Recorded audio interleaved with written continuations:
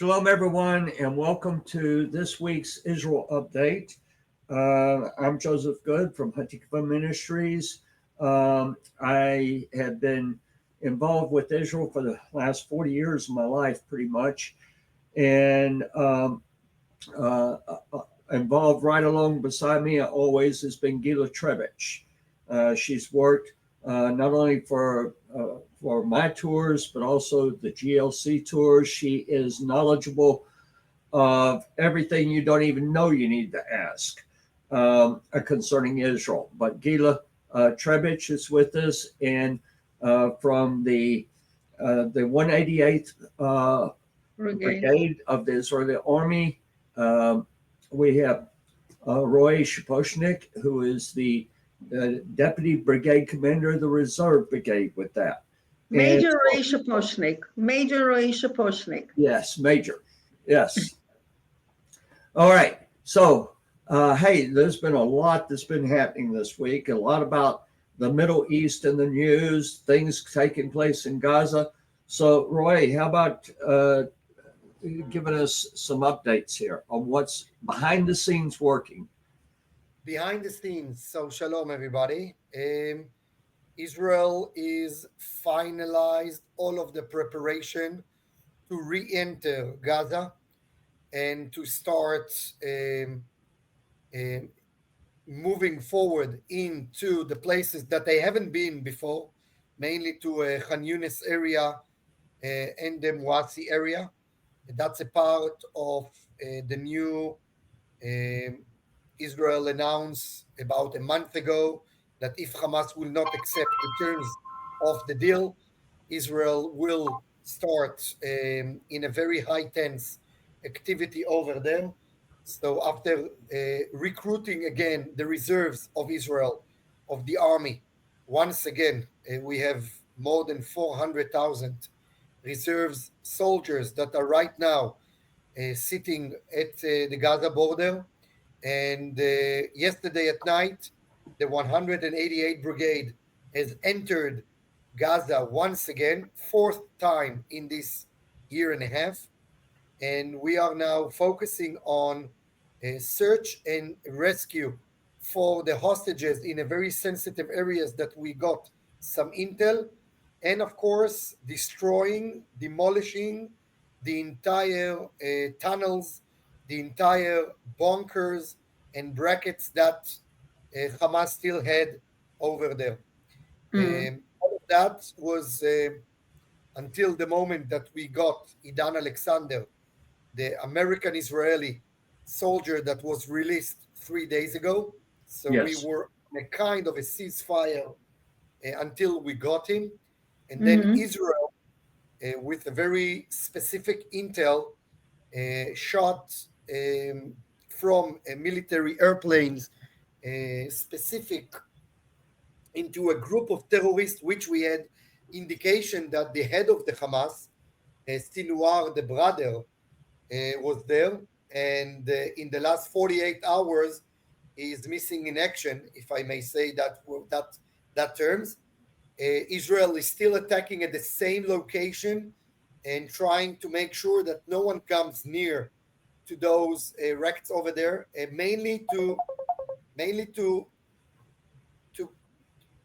you with me, right? Yeah, mainly to make sure that we all understand that it will not be something that he will be able to survive from there. Tomorrow morning, we are about to move forward with other areas that other divisions and brigades are going to enter, and that is actually the final pressure on Hamas. From humanitarian aid point of view, there hasn't been any humanitarian aid that went into Gaza in the last 4 months since the last ceasefire. That is something that we can see clearly that brings a lot of pressure on Hamas and on the population over there. Let me ask a question. Now, Sinwar, this is the brother of the one that planned the October Yahya. 7th attack. Yeah, Yahya Sinwar is the older brother, and he was at the head. But Muhammad Sinwar, the one who's now we think is dead, was extremely involved in all the planning. And he Not only also that, he took was over extremely after involved. his brother's death. Yes, He Right. was yes, the head of Hamas. yes, Right. correct. Okay. Yeah. And I understand that they dropped a number of these bunker Bunker buster. Yeah. bombs on the location. And not only did they hit the target, but all the various exits. I think that's what they did with Nasrallah in Lebanon. Correct. Correct. And okay, so very positive. Now, Hamas is running out of potential leaders here. Hamas is Yeah. running of potential leaders, and I must add to that, out of Hamas leaders, Sinwar Muhammad was actually the one, same to his brother, that was against releasing the hostages. And same as here, if you are talking to Hamas leaders that are sitting in Qatar and in London, they are in favor of the deal that has been offered by Witkoff from the American administration, and But the main opposition came from Sinwar. Okay, so now he's should be out of the picture. Correct.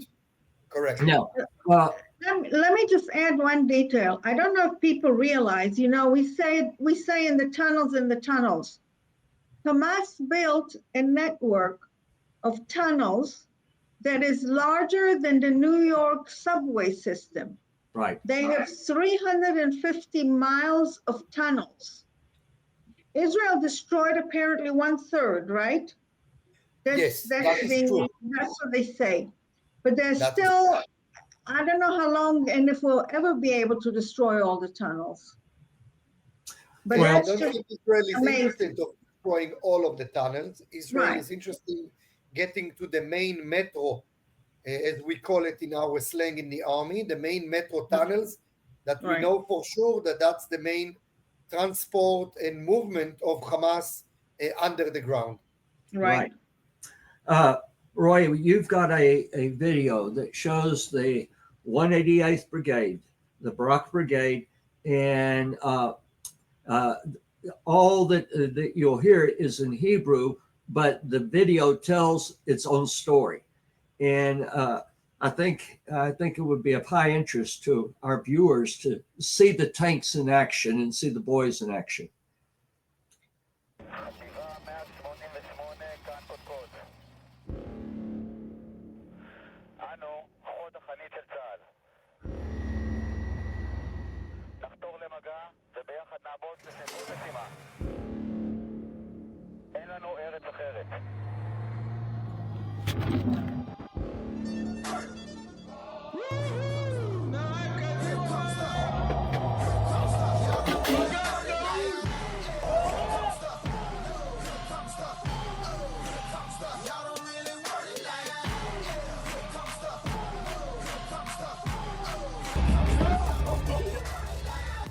שאתה שומע קול של טנק שדוהר לעברך, אתה שומע את המאגים, אתה שומע של ירי פגזים, הנה העוולה, הפחדנים האלה נכנסו והתחבאו בבתים, וברגע ששחררנו פגז ושום,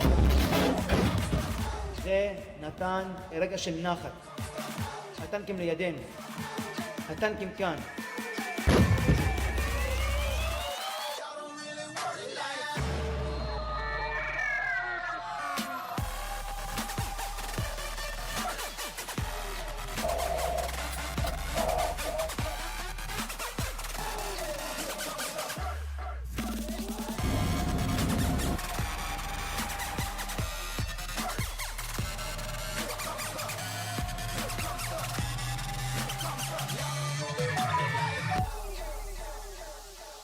חטיבה 188, כאן קודקוד.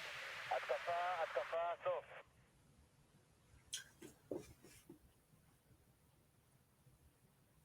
Well, that's impressive. That's impressive. Anything that before we move on from the video that either of you want to add? First of all, we need to remember that on the second part of the video, it's the late 53 Battalion Commander, Lieutenant Colonel Salman Khabka, a very good friend and a brother of mine, a Druze that got killed on the 2nd of November 2023 on Sajaiya.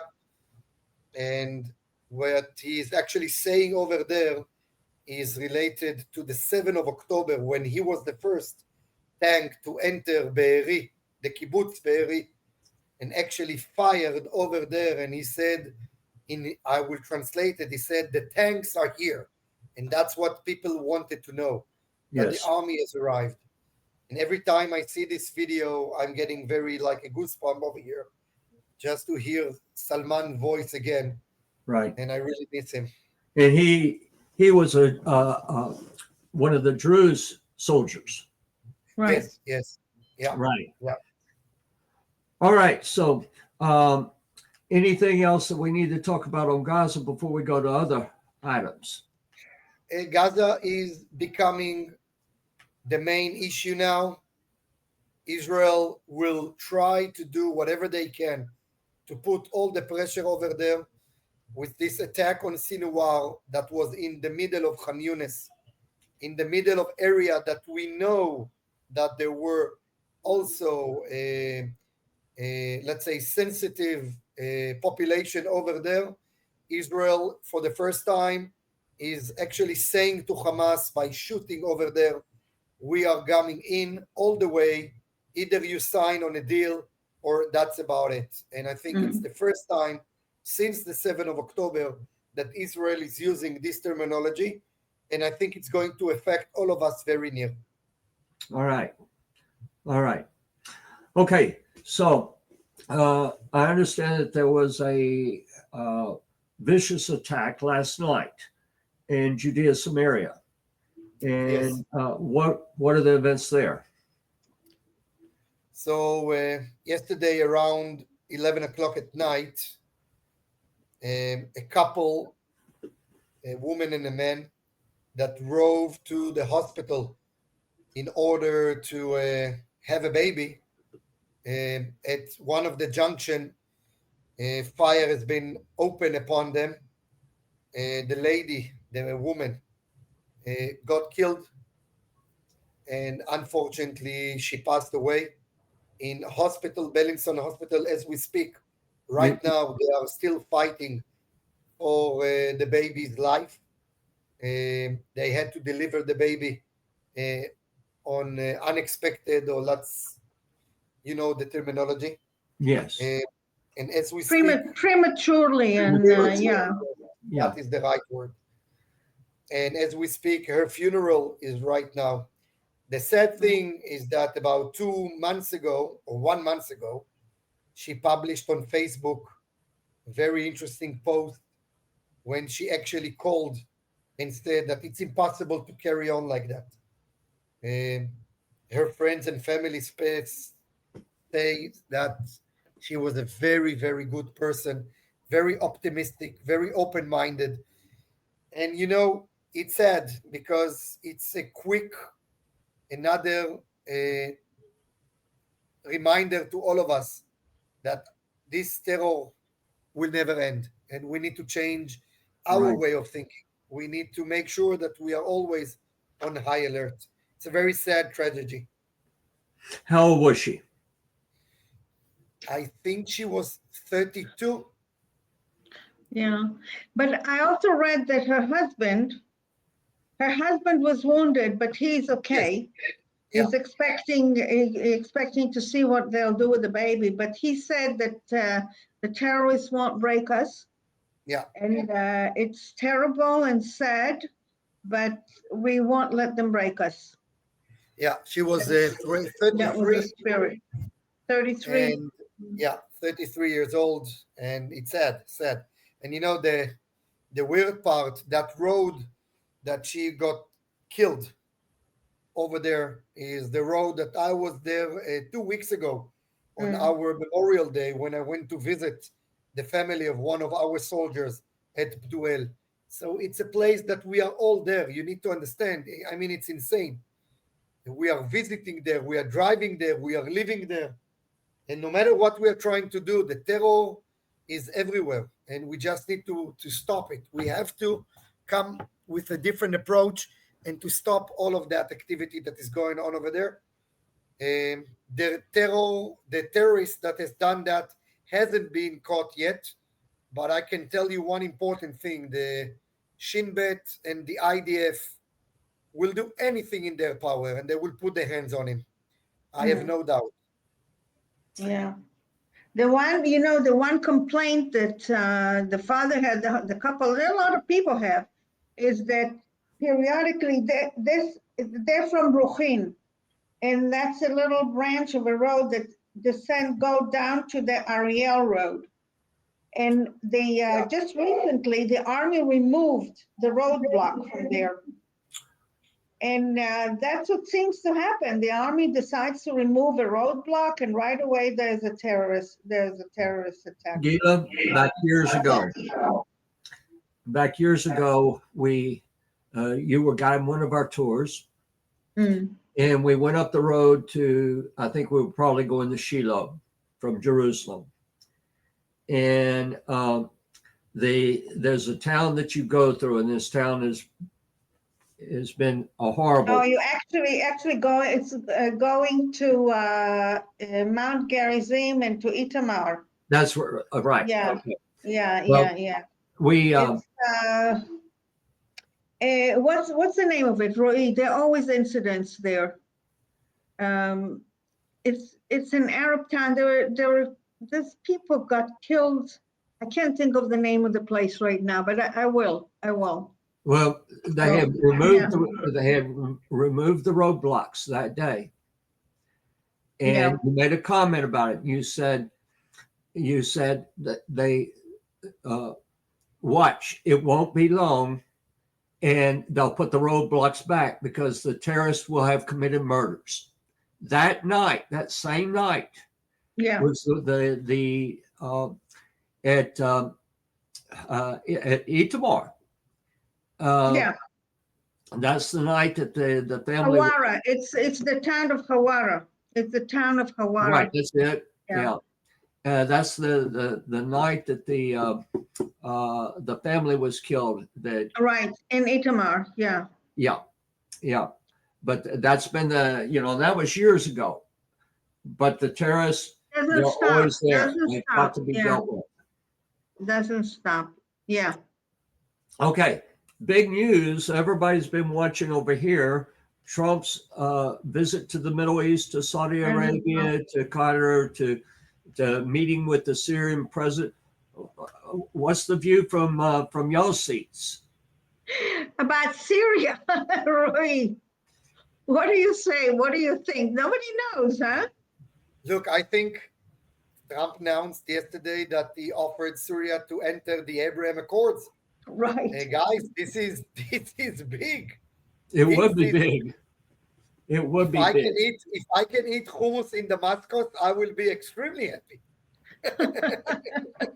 Well, it'd be basically on one side, we could see a new Middle East, but I think probably one of the most significant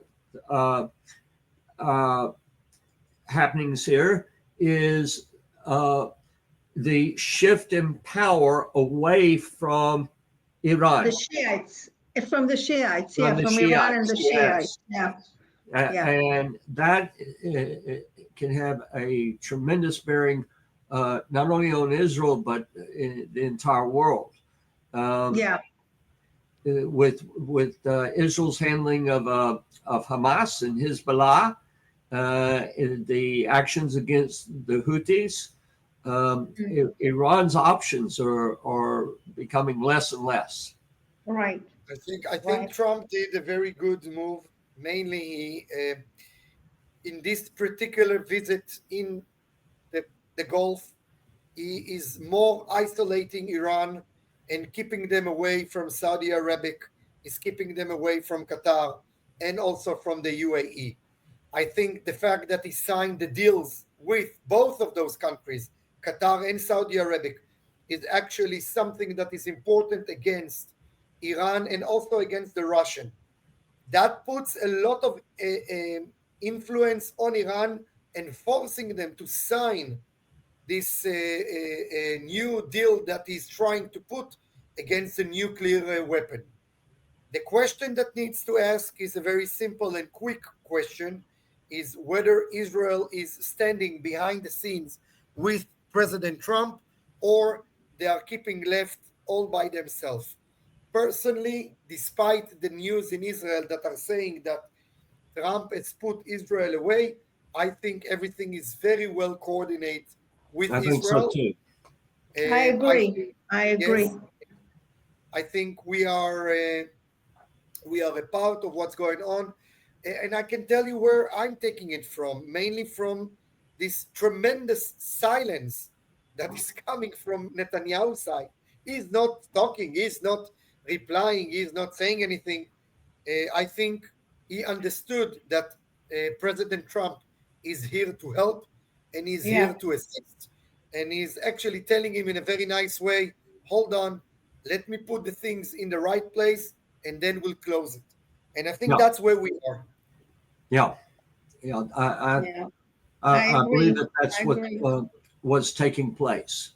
Yeah. And Yeah. there is no idea that Trump is talking about a new Middle East. There is no way that there can be a new Middle East without Israel as one of the major players, if not the major player. Israel was the trigger for the whole thing. That's right. That's It was right. nothing would have been possible without killing Nasrallah and without doing a good part in Syria, what you guys did in Syria. It's and the whole thing and how the Syrian government toppled in Yep. 2 days. Yep. So Israel is a trigger, and everybody knows it. Yeah, I think it's important. And I think, by the way, it's also closing in a very important another part, and that is the Turkish, because it's Right. also something that was needed to taking in care of. And I think by doing that, well, let's see what happens tomorrow at the UAE, because Right. tomorrow, if I understood correctly, President Trump is going to meet with Mahmoud Abbas from the Palestinian Authority, and also Erdogan is going to join over there.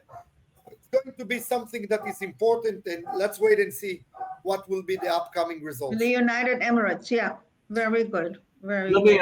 Let me ask a question on something that we haven't covered in a while, and then let's talk in the latter part of the program about what the needs of the army are, the needs of the Barak soldiers.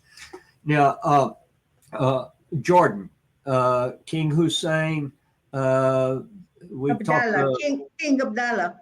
King Abdallah, right? Hussein was his father. But King Abdallah, big country, not a real strong government. A lot of Palestinians present, and problems with big border, drug smuggling, weapon smuggling, human trafficking, all these things. What's the situation there right now? So 2 weeks ago, when we didn't have our weekly show, so I would just repeat what happened 2 weeks ago. Two intel agencies by two countries that apparently to be sitting in this TV right now shared information to the Jordanian military and secret services. Cut the story short, the Jordanian caught 35 Palestinian Egyptian terrorists that started to attack UAVs on the Jordanian territory. And thanks to the intel that was received, they have been arrested and right now right now it's been 2 weeks. I don't know where they are, but they shared a lot of information. That is another indication of how sensitive the situation for King Abdallah in Jordan as we speak. Right. There is a lot of anti-activity over there towards Israel, but it's internal in the Jordanian kingdom. It's not a simple thing at all. Okay. Now, let's talk about the needs of the Army. I mean, things that we're hopeful for a better situation coming up, but there are many problem spots and there are soldiers in combat. So, what are the needs, Roy? So, guys, we have recruited again our reserves. We are in immediate need of two main things: tactical helmets, bulletproof vests. That's it. Thank God we got the ammunition for the tanks. We got the spare parts for the tanks. That we got, we are good. But I need your support. We have spoke about it 2 weeks ago. We have already purchased 60 units for one of our platoons. We need your support. Unfortunately, you have to understand, it's not like the Israeli army doesn't have equipment. They have for the regular troops, but not for the reserve. The reserves that are coming is higher amount of what normally is coming. And I cannot tell people go home because I don't have your gear. Right. We need your help. Right. And so you can contribute to the David Fund. All of the money that comes in goes directly to the Army, goes directly to the Barak Brigade, and will be applied towards purchasing or paying for these bulletproof vests and the helmets. And if you've missed our previous programs, they have vests and they have helmets, but they are 30 or 40 years old. They are the surplus from back decades ago, and it will not sustain against the type of weapons that are fired against them today. So please go to the David Fund. You can scan the image with your phone, or you can type this into your server, and please help us as much as you can. Do you know of anyone else? You can say to yourselves that you have saved the life of an Israeli soldier. Right. That's exactly it. That's exactly it. Every vest and every bulletproof vest and every helmet saved the lives of soldiers. That's right. And we meet almost weekly, and Roy attends funerals almost weekly, and sometimes several times. Please join with us, and please be praying for Israel. Shalom, everyone. We love you.